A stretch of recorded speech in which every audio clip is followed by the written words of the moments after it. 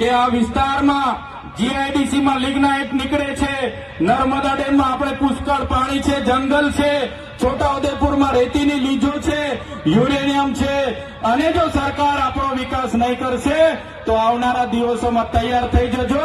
આ સરકારો પરથી આપણે 29મું રાજ્ય અલગ બનાવીશું અને એની રાજધાની કેવડિયા બનાવીશું. મારા સમાજના યુવાધનને પણ કહેવા માંગુ છું, તમારી યુવા શક્તિ, તમારું જોમ, જુસ્સો, તમારું સાહસ તમારા કેરિયર બનાવવા માટે વાપરો.